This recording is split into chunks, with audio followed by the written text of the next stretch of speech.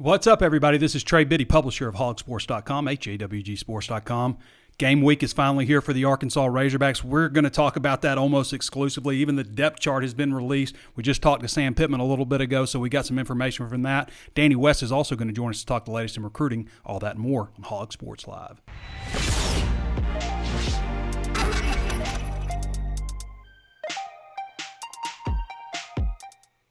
Before we get started, I want to remind you there's plenty of ways to watch and listen. You can always tune in on Facebook Live. If you haven't followed us on Facebook yet, be sure to do so. And if you haven't subscribed to the YouTube page, be sure to subscribe to the YouTube page. Throw us a thumbs up or a like on both of those outlets. Also available on Apple Podcasts. Throw us that 5-star review if you haven't done so already. Also available on Spotify, Stitcher, anywhere else you can think of to find your favorite podcast. Hog Sports is just $1 right now for your first month, as you can see below here. Sign up for just $1, and there's no promo code or anything like that. You just sign up and get the deal. All right. So we just met with Sam Pittman. I just got back from the university a little bit ago and was surprised to see a depth chart was released because Pittman had said Wednesday probably for a depth chart, but that's when he's doing his like actual depth chart for the team. There's actually one or listed here, which I don't think he really wanted to do with the linebacker, where you've got Hayden Henry projected to start with an or for Bumper Pool, who may also start. So that's the only or on here. Brady Latham firmly listed as the starting left guard. That battle's going to continue, Pittman said today. Latham's just been a bit more consistent. I think one area that people have been really paying attention to is the wide receiver spot. And there you have Devion Warren, Treylon Burks, who may or may not be available Saturday, just based on the way that Pittman's talking about hoping to get him back Wednesday. They're going to start progressing him the next couple of days. But from the sounds of it, I don't think we're going to see Treylon Burks out there on Saturday. I think we'll see him for Texas game, but I think they'll be extra precautious and not play him. Pittman didn't say that, but that's where I think things are headed. So you got Devion, Treylon Burks, and then Tyson Morris, a bit of surprise at the other spot. Not a huge surprise, because we've had him on some depth charts. We release a depth chart every practice for how they line up. But the next wide receivers behind Devion is Keetron Jackson. I think a lot of us were expecting him to possibly start. Jaquaylin Crawford also expecting him possibly to start. And then Trey Knox behind Tyson Morris. I'm going to go out on a limb here and say that when everything's said and done, that Tyson won't be one of your three leading receivers. I think that he'll make some plays, but it's kind of back to what Pittman was saying. And my experience is, just let me get this off here, actually. Just a little bit of, inconsistency throughout his career. But, I could see him having double-digit catches this year. I just don't think when it's all said and done, he'll be the second or third leading receiver. I think probably Devion, Keetron Jackson, Jaquaylin Crawford, maybe even Trey Knox if he emerges the way that he is capable of doing but hasn't so far. The other one I think that a lot of people were really interested in, defensive line, how things are going to shake out there. Of course, John Ridgway put out on social media yesterday a picture of him in a hospital bed. That's not a good sign right before, from everything that I know, and I know what's up with him, but we don't report on injuries. But I would expect him to miss this game. I think Sam Pittman is kind of saying that also. I think it would be really surprising, but it's not a situation where he's going to miss a couple of weeks. I think he'll be back for the Texas game. And at least I've seen people with that same issue come back pretty quick on it. So I think we'll see him for Texas. Dorian Gerald at one end, John Ridgway technically a starter. It'll be Isaiah Nichols or Torian Carter in that spot, probably Isaiah.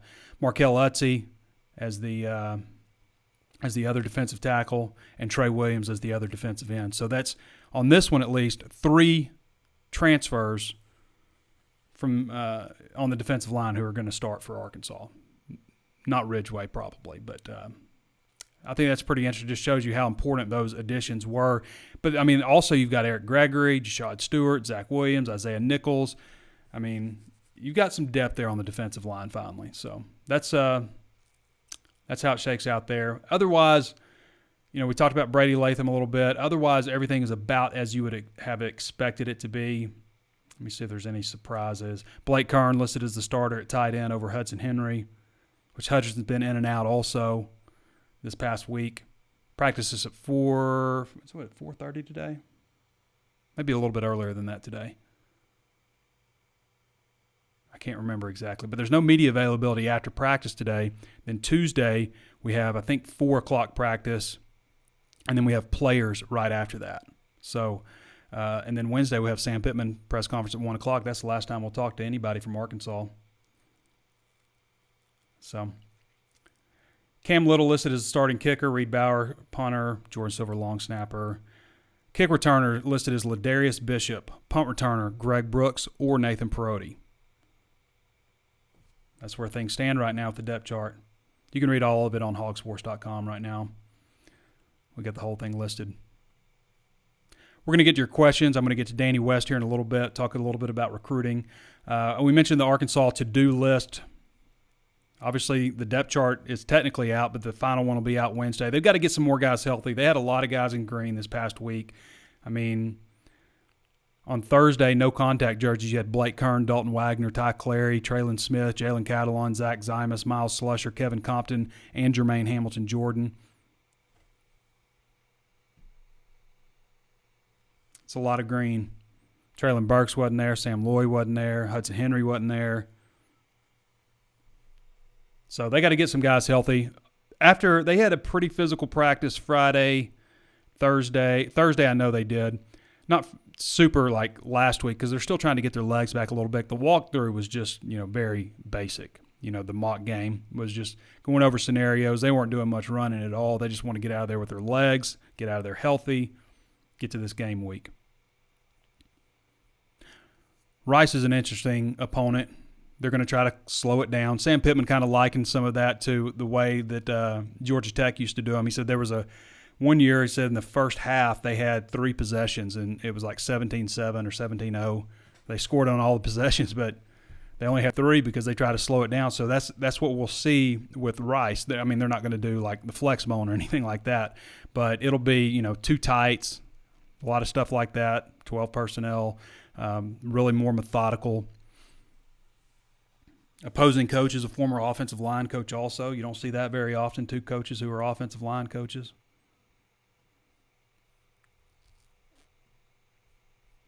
You guys watched the game Saturday? I watched a good bit of the UCLA-Hawaii game, but I watched every snap, every play of Illinois-Nebraska. And I asked Bielema was the coach for Illinois. I asked Coach Pittman at the press conference today, do you watch all those things that happened in that game and, you take notes on it? And he's taken it a step further.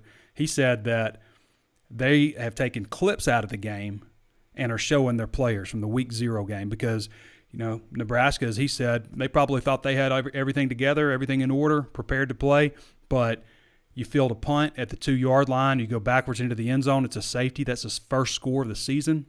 Really, this game turned, and I say this so much, but so much of this game is about your opponent's mistakes and you not making mistakes, and you making, in turn, your opponents pay when they do make a mistake. You hear after every game, well, we shot ourselves in the foot. If we just hadn't have done this, that's what football is. I mean, 90% of it, a lot of it's just having better athletes and stuff like that. Some programs can get away with stuff like that, like Alabama, but, that's what makes Alabama so difficult is they also don't make a lot of mistakes, and they really make you pay, and they out-athlete you.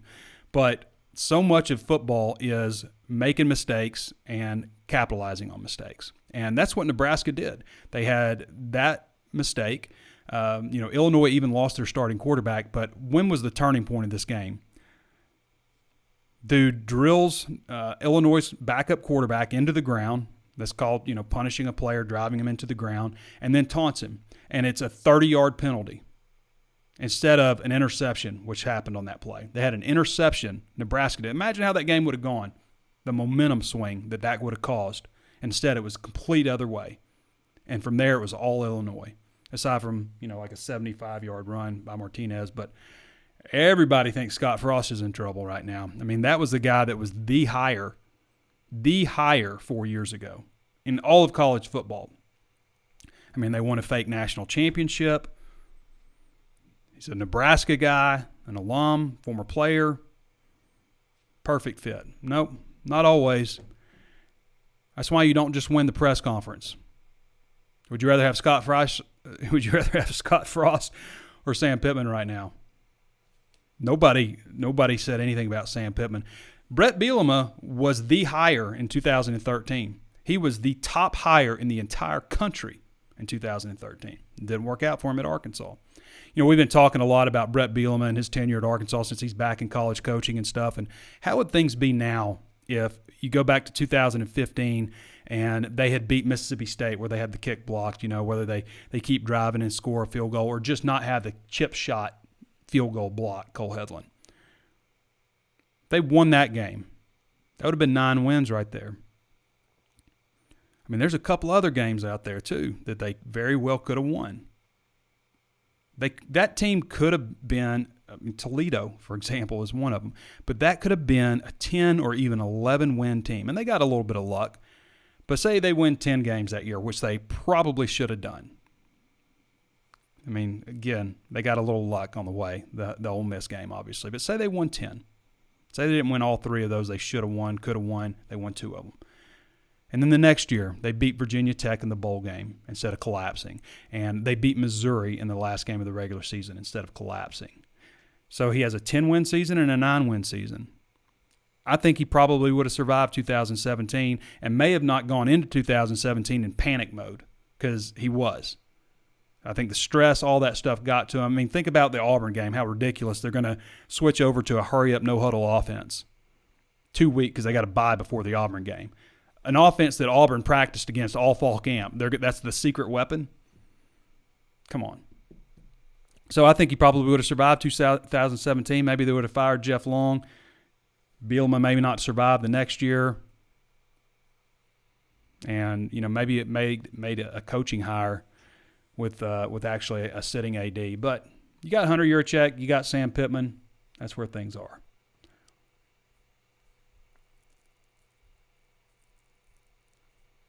All right. Some NFL stuff. Alex Collins looked good the other night. What do you have? He had a touchdown. Had a nice move.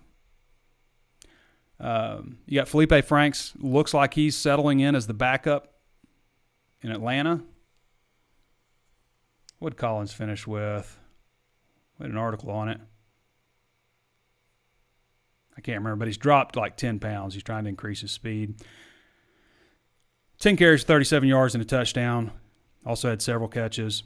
And then you got Felipe Franks, who looks like he's settled in he started like the first 2 quarters, but looks like he's settling in as the backup. McCarron out now. Josh Rosen came in, but he hasn't done anything to unseat him. Anyway, it's good to see some football back on TV.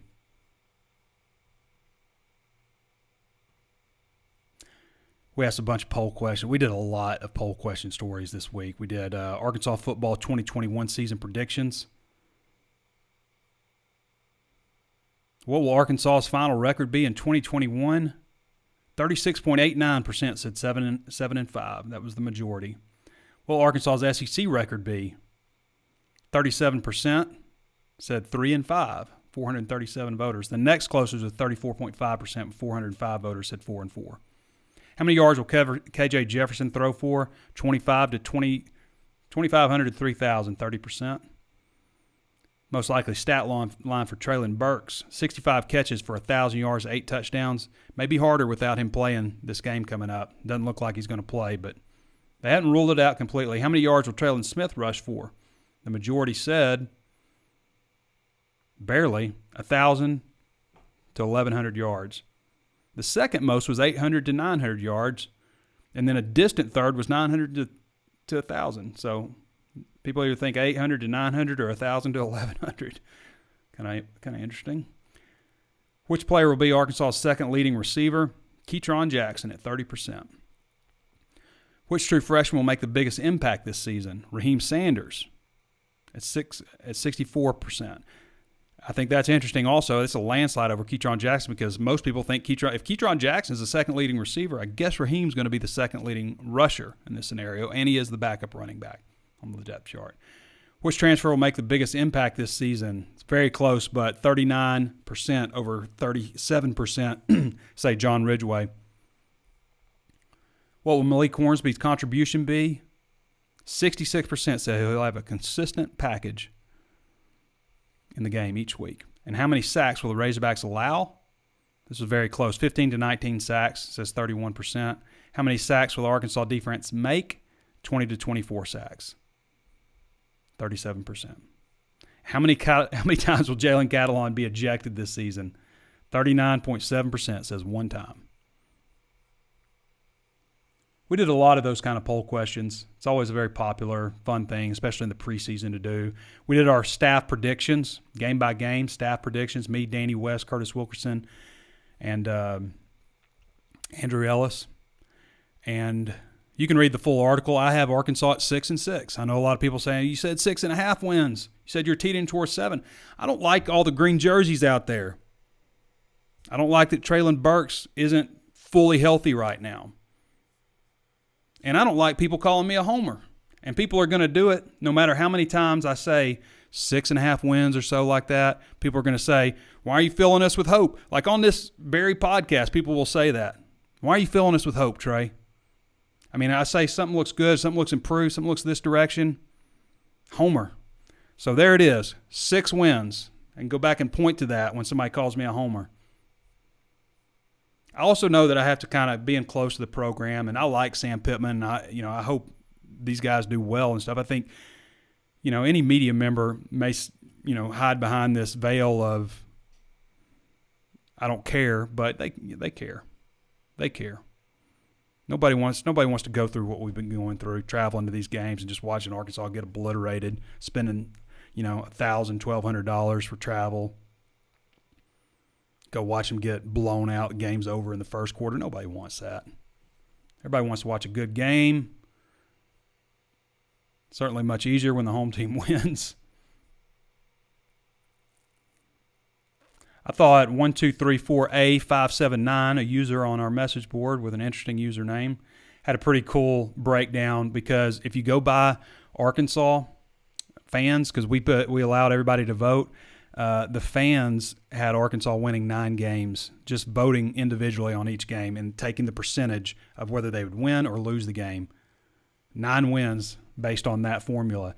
And 1234 here goes through every single team, and we got great posters on here. Great posters do in-depth breakdowns like this on our message board. But he goes through each team and averages out their recruiting rankings over the last 5 years compared to Arkansas, and just whether or not fans got it right based on recruiting rankings. And like the Texas game here, week 2, Arkansas is 28th average in recruiting over the last 5 years. Texas is 12th. But Arkansas fans voted 485 have Arkansas winning the game. That's 86% for Arkansas. 79 people picked Texas to win. Even though there's that big a discrepancy in the recruiting rankings. I'll tell you another big one is Auburn. Or Texas A&M too. 58%. Texas A&M ranks 12th. But Auburn. So Auburn also averages 12. Interesting. Arkansas 28th. 472 winning. Arkansas, 12 people picked Auburn to win this game. And Auburn has the 12th ranked recruiting class average in the country over the last 5 years. 98%. 98% of Arkansas fans picked Arkansas to win this game. I just think that's interesting. And I'm the homer. We also ran one for the Rice game.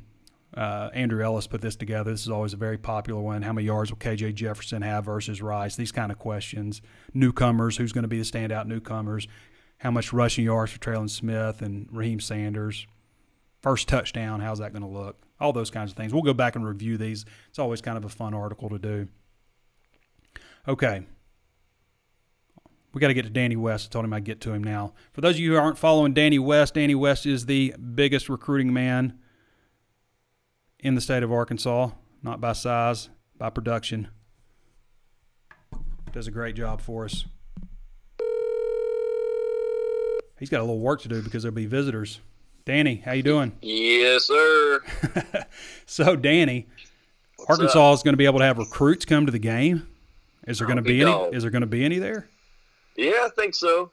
Not as many as there will be next weekend. Yeah, obviously. You bet. I mean, a lot of these kids, they've already told me, I'll be out of town or something. I won't be able to make it up for the first game, but I'll be at that second one. So, that's the magnitude of it. I would imagine there's going to be several dozen for the Texas game, but yeah, they've got a few lined up for this weekend. I would imagine it's probably going to be built around your current commits. I know several of those guys are going to be coming up.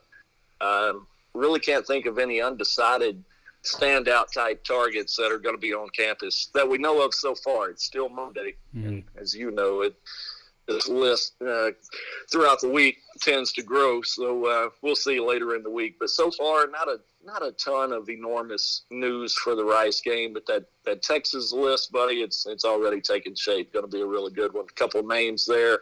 Anthony Brown, of course, the remaining target for the current class, 2022, defensive back out of Milan, Tennessee. I'll accept that. Yeah, okay. I appreciate that. Yeah, he's supposed to be announcing on September 14th, so you do the math on that. 3 days prior, he's going to be here in Fayetteville. I think he's a guy that we've all felt pretty strongly about with Arkansas for a long time. He pushed that decision back from late July to September 14th, his mother's birthday, so maybe you're still in good shape there. And then Avery Johnson is another quarterback I'll mention for the 23 cycle. He's a quarterback out of Mays, Kansas, 4-star kid. He's been here once. I believe that was in June. In fact, I know it was, and that'll be his first opportunity to get back for the Texas game. Anthony Brown is the number 522 ranked player in the country on the 24/7 Sports Composite. 24/7 Sports has him ranked as the number 12 overall prospect in Tennessee and number 35 athlete. He's got a pretty nice offer list too, Danny. He's got Indiana, Wisconsin, Illinois, Tennessee. Those are his others that you consider warm. Alabama was with an early offer. Auburn. Who else? Miami, Michigan State, Oregon. Yeah, there's a bunch of them. Mississippi State. Yeah, he's got a nice and offer like you list. said, a lot of those did come early for him, but that's okay. They offered him, and so they at least saw something in him at some point. But yeah, he, it's kind of felt like we've been talking about him for a whole year now, when really it's only been 2 or 3 months. But I mean, you think about the June weekend, the very first opportunity to bring kids back for official visits in June, June 4th, I believe. He was part of that group, and then you look up a week later, he makes an unofficial trip to Fayetteville on his own dime. Then, of course, he set the announcement date for July 29th, I believe. Then, of course, he changes that. So we've been talking about this dude for a while, and he would certainly be a big one for them if they're so lucky to get his commitment. But, yeah, they want him at DB. You know, he's about 6'1", 192, somewhere in there. Really versatile guy. A lot of those offers actually came early on as a wide receiver target. A lot of people like him as, a different position, but Arkansas has been consistent in wanting him in the secondary. In fact, I think they've kind of preached to him, you can be the next Jalen Catalon, kind of be that roaming safety back there for him. So that intrigues him, I think. Of course it does, right? Jalen's pretty good. And one recruit snuck in this weekend, 2023 safety Brendan Jordan out of Mansfield, Texas, who's a 4-star safety. You got to watch a little football also this weekend too, didn't you, Danny? I did. Boy, it was nice, Trey. First of all, Bentonville West is arguably my favorite place to go visit and watch a game. I don't know why. It's just kind of – have you been out there? Bentonville West? Yeah, the new school out there. No. Man, it's nice. Anyway, it's kind of out there a little bit, but all the facilities are they're awesome. And, it's not that bad of a trip for me. But, yeah, Brendan plays for Mansfield, Texas. And, of course, they were playing at Bentonville West last Friday night. And he told me that morning, he said, hey, I know this is weird, but I'm actually on campus right now. And I'm thinking, what in the world's going on? It's a dead period. Mm-hmm. You can't be there. But sure enough, they did their walkthrough in Arkansas's indoor facility that morning before playing in Bentonville West that night. So that was cool. He had already been here in June, I think. So for him to get back twice in the span of a couple of months here, I know he's already told me he's planning on coming back again for a game this fall. But you said it there, number 189 in the country, 4-star safety, Brendan Jordan out of Mansfield, Texas. He was really impressive to me the other night. I mean, he brings the wood, man. He's only about 6 foot, 185, but he'll strike you. And he changed that game. They were actually trailing at half, kind of surprising there, 21-14. They come out, they put him at tailback, and lo and behold, he marches down and ties the game. They go on to win it 28-21. What's left here, Danny, for this, jumping back to class of 2022? I mean, just looking at the big red board, there's a receiver that's still looking like interest in Arkansas, a couple of offensive linemen, a defensive end. I mean, there's just there's a cornerback, Gentry Williams, who's would be a long shot to end up at Arkansas. But, I mean, it feels like kind of pretty much it. I mean, there's just a couple spots here. They got to hold some spots open for transfers. Of course, they're talking about expanding some openings to make way for transfers, but in the future, but not now. So where are things right now with 2022? Is there much anything less after Anthony Brown? Not a lot, but to hit on that point you brought up, there has been talk of maybe adding some more scholarships. But buddy, I've been talking to people at different schools, and they're like, we don't know where this is coming from. It's not imminent. We haven't been told anything official. So basically they're going on what we put out or what we're retweeting or seeing on Twitter ourselves. So I'm not ready to say there's a lot to that just yet, because if they don't think there is yet, there's probably not. Mm-hmm. So, without that, I do think you're getting down to it, man. I mean, you've only got really 2 spots that I could count.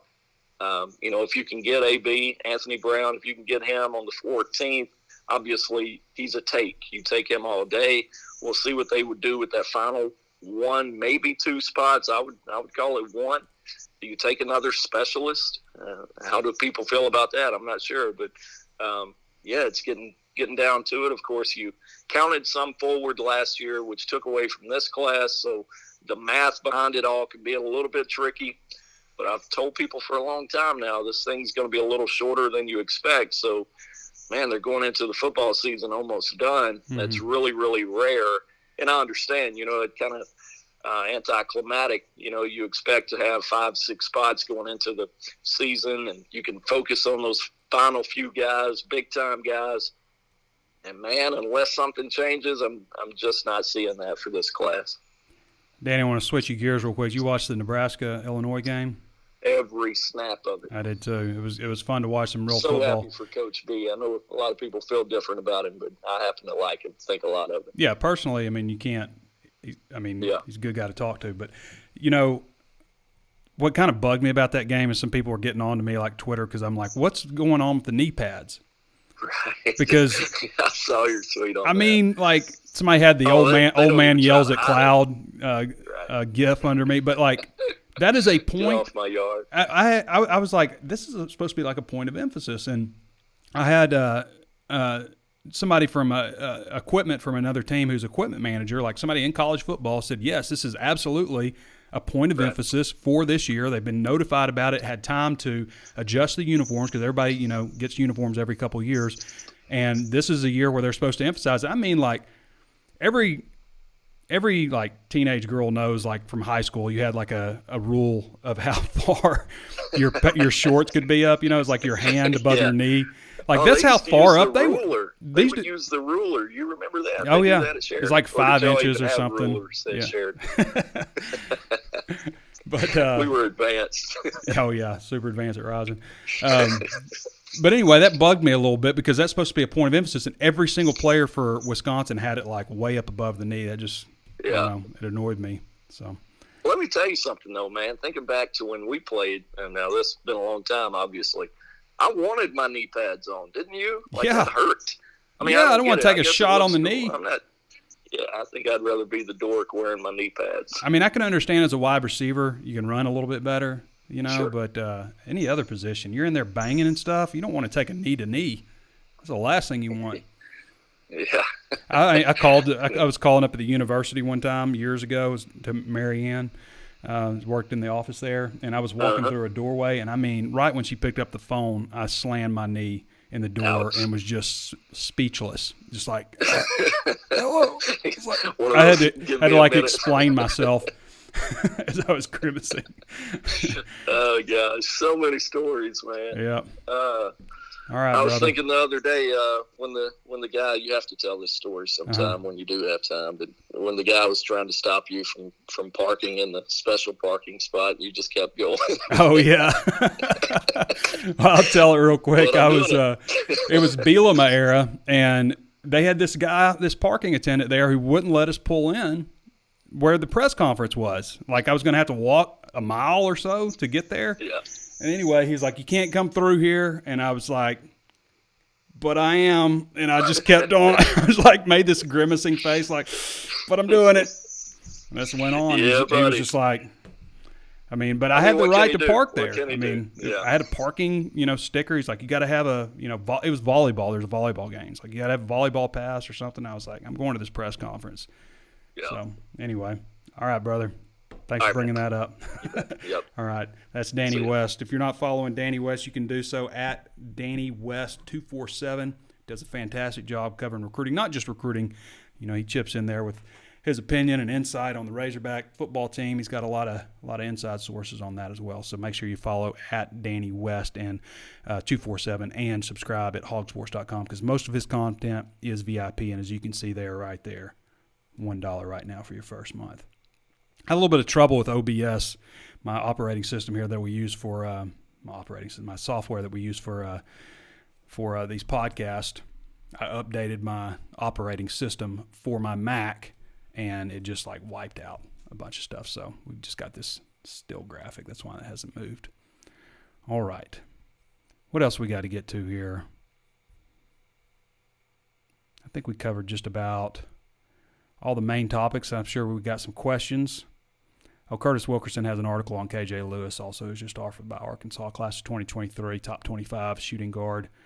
Curtis also has Arkansas basketball post-summer newcomer projections.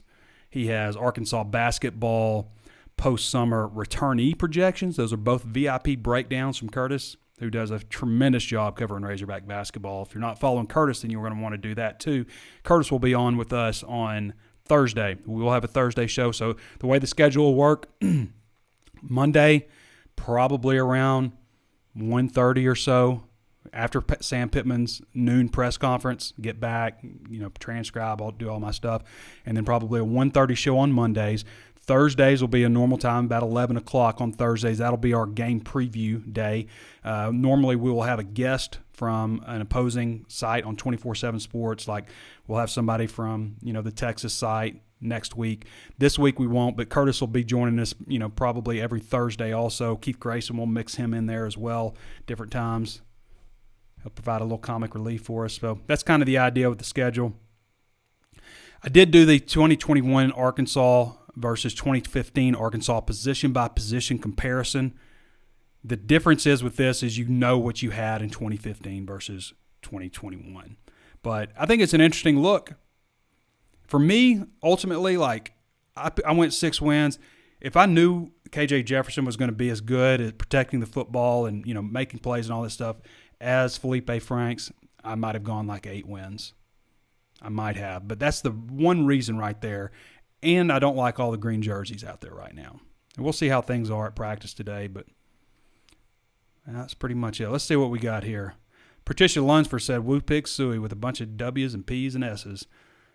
Vicky Bates Watson says, hi, Janet.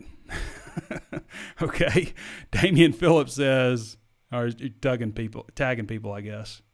Casey French Fulton says, it's game week. Woo freaking Pig Suey. Roderick McCullum says, game week.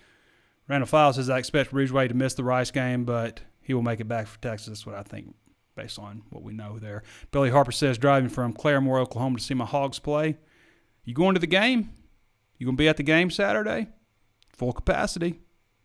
I don't think there are any restrictions as far as having to show proof of a vaccination or anything like that. Tony Bell says, oh, yeah, Woo Pig Suey. Robert Ham says, Woo Pig Suey. A lot of Woo Pig Suey. See if I can get past of all these from Wisconsin, Biloxi, Mississippi.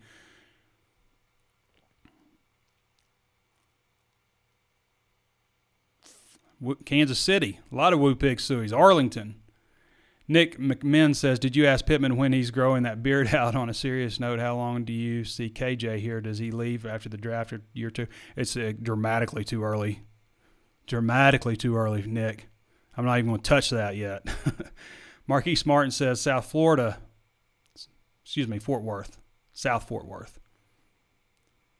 Ethan Malone says, we're walking Rice like a dog on Saturday. Final score prediction. What did I pick? I'll tell you what I picked real quick if I can find the poll. Here we go.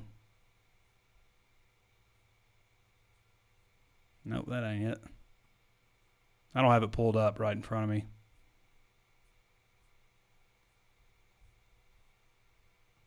Yeah, sorry, don't have it. I think I went 41-20, I believe is what I went. So that's right about the spread. I think the last time I saw the spread, it was 19 and a hook. So, yeah, way to go out on a limb, Trey. I do think if they clobber Rice, then we're going to see a really good team this year. I think if they beat them like they should, 20 points or so, then I think we see a team that's, competitive. It depends on how they win it, I guess. If they get lucky a lot or if they just, are steady.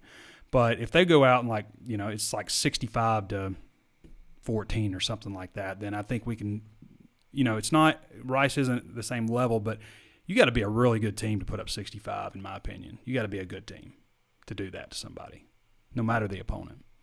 And let's face it, we've seen Arkansas face plenty of opponents they should clobber and not do that. Lincoln, Nebraska. Mickey Gentry says, Soley, ? Soley is not with the two deep right now, and he hasn't been. I mean, I don't know if that's been a big surprise. I think they want him to get bigger now. They do have Jashad Stewart listed as the backup defensive end in 6'2", 240, but, he's probably a little bit stouter at 240. But, yeah, we haven't seen Soley really make that big of a push to be in the starting lineup. Jason Crow says there could have been a good argument to let BB stay an additional season, especially considering how difficult it was to replace him. Josh D. Stone, it was difficult. I mean, people didn't want to touch the job. Josh D. Stone says, game week. Mitch Williams says, I think the players had given up on Brett Bielema. It was time for a change. I do not think that they gave up on him, Mitch. I think there were other components to that. I mean, let's think about it for a second.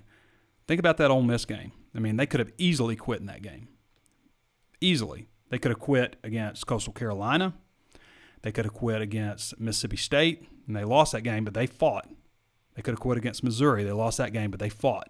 Okay? The difference in quitting is getting your ass handed to you against Western Kentucky in Razorback Stadium in your last game, and a game that you have to save your job. Everybody knows Chad Morris getting fired after that game if he loses the way he did. And the players just let him have it. It's like 24/7 at halftime. They should have fired him at halftime. That's quitting. That's quitting on your team. Letting somebody like that come into your backyard and just smoke you.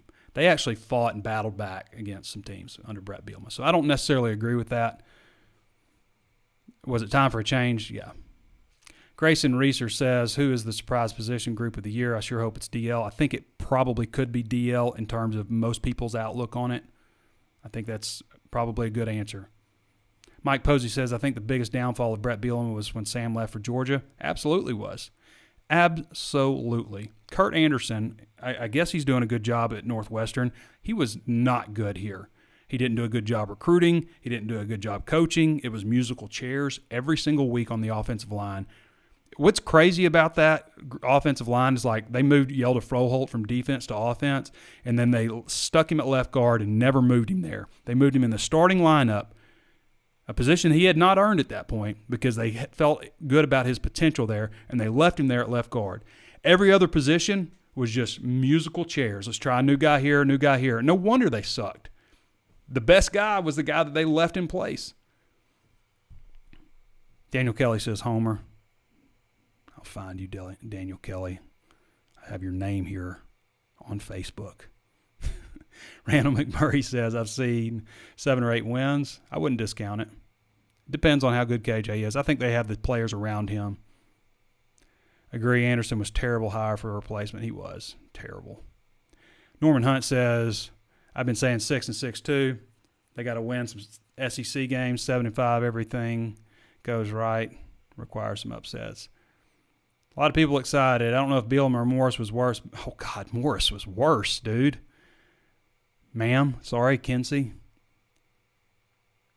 Morris was a tragedy. That's easy. Bielema had at least, the players following. They loved him. They worked for him.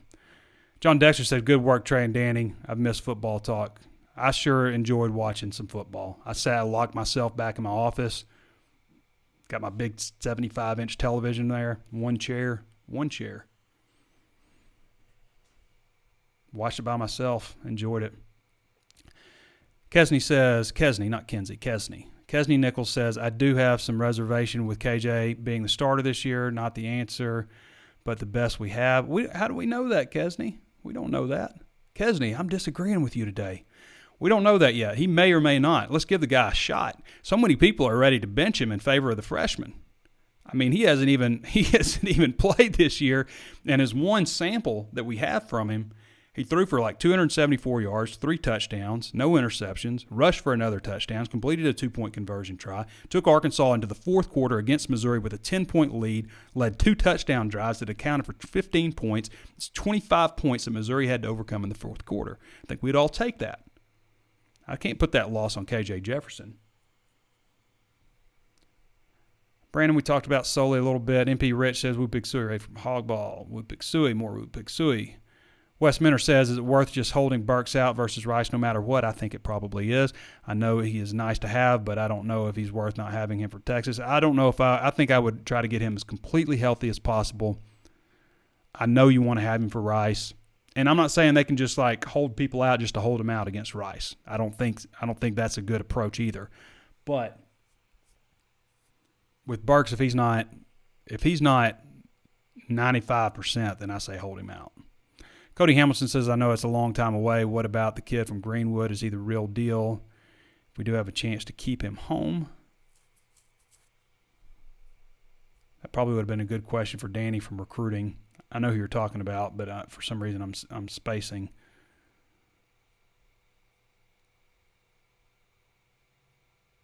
J.J. Hollingsworth.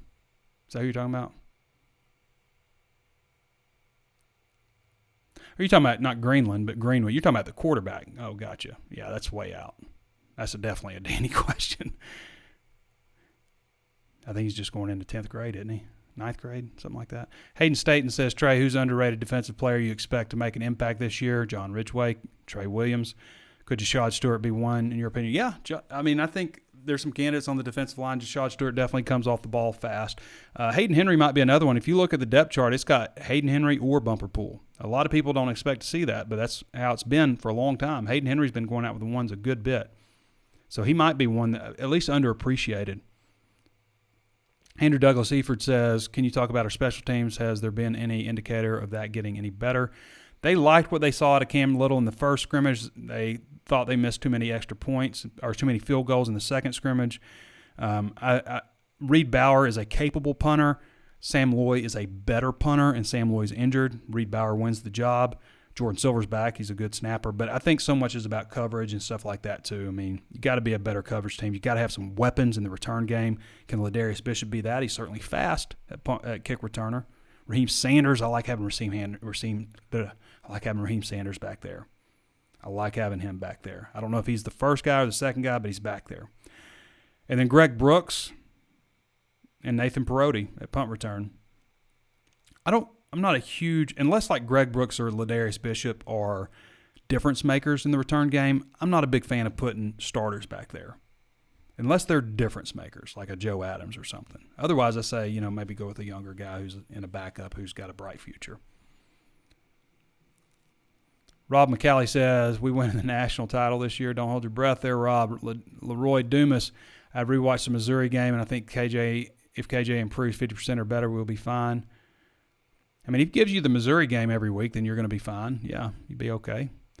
Art Whedon, what's the word on Marcus Henderson? Marcus is he listed as a backup anywhere? I don't think so. Marcus got to add some weight. He's still a little bit light, about 290. He was working at backup right tackle. At some point, Takias Crawford became the right tackle. I think Henderson got a little banged up, and then Crawford didn't let it go. Jerry Redwine says, I'm going 52-20 with a late touchdown to make it seem closer than it was. We'll take that. Brandon Parker says, how do you feel about our special teams going into the season? We touched on that. Brandon Kaiser says, does Draper and Jackson medically retire and create an additional scholarship for walk-ons?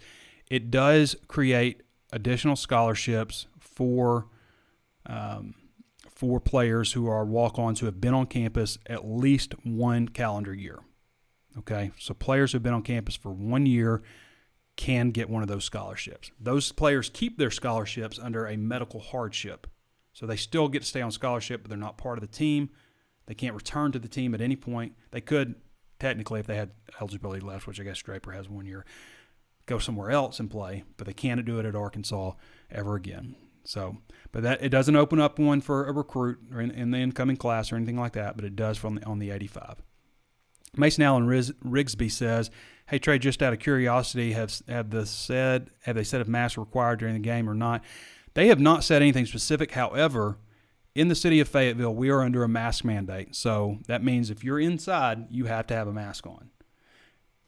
I don't know if that means the stadium, and there's like a bunch of recommendations. Like if you can't socially distance outside, then you're supposed to wear a mask, but it's not like required. So I don't know what the rules are. I'm sure there'll be signs up, but I guess to get in, you technically need to wear a mask because we are under a mask mandate in Fayetteville. Damian M. Phillips says, "Ready for some walk and talk." Pulled the Mississippi State walk and talk from the archives at Instant Classic. Yeah, that was a very popular one, Damien. The Western Kentucky one's probably maybe the best one I did in terms of like people reacting to it and stuff, people telling me. Steve Miller says, "What happened to Jaden Williams, the JUCO DT they got in the last recruiting cycle? I haven't heard a lot about him." I mean, he showed up. He came off an injury. He just has not replicated what they saw on video when they recruited him.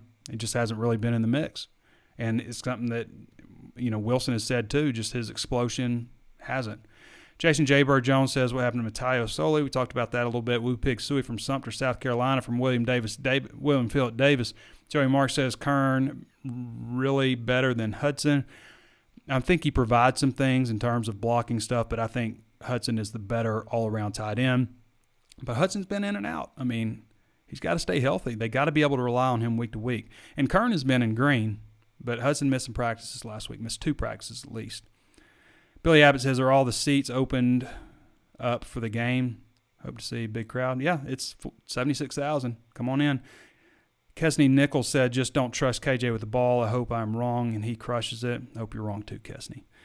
Page Monday says, "What happened to JT Towers?" JT Towers was not talked about today, but there was a report from the Democrat Gazette that he has been suspended indefinitely, but we did not talk to Sam Pittman about that today. Actually, that got overlooked. All right, everybody. Appreciate your questions. One more time, if you haven't thrown us that 5-star review, please do so. Throw us a 5-star review on Apple Podcasts. Do it for us real quick. If you watched the show and you hadn't done it, just throw us that 5-star review. Let people know to watch. Especially important right now because there's a lot of people looking for stuff to watch. We get questions all the time. Hey, are there any good podcasts to listen to? So throw us a 5-star review. It helps bump that up, especially when people are looking for Arkansas Razorback content. Also available on Facebook Live. You're probably watching that right now. If you're not, you're watching this on YouTube. Throw us a thumbs up on both of those platforms. On YouTube, be sure to subscribe to the channel. Hit the notifications bell so you're notified anytime we upload new videos. But do subscribe. Half the people that watch the videos, right at half, aren't subscribed. And a lot of them are rewatching it, or watching week after week. So you want to be notified, hit the notification bell, and follow the page on Facebook. Also available on Spotify, Stitcher, Google Podcasts, anywhere else podcasts are found. Appreciate you, Danny West, for joining us, providing the recruiting insight. We'll be back with you guys on Thursday. We'll get you some questions then also, but we'll do more of a game preview type of type of show at that point. It's getting to that 50-minute mark, so I can barely talk again. All right, everybody. Thanks for joining us. This has been Trey Biddy with HawgSports.com, and we'll catch you next time.